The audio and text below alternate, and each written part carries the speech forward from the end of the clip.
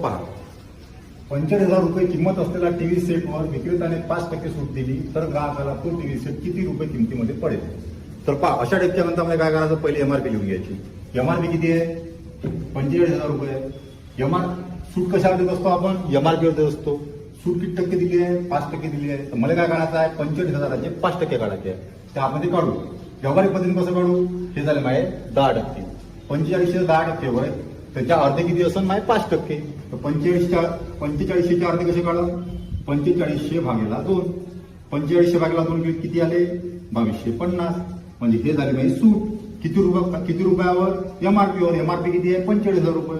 म्हणजेच 45,000तून 2250 वजा केले. याचा आन्सर किती, 0 5 7 2 आणि 4 म्हणजे 42,750. ऑप्शन नंबर बी.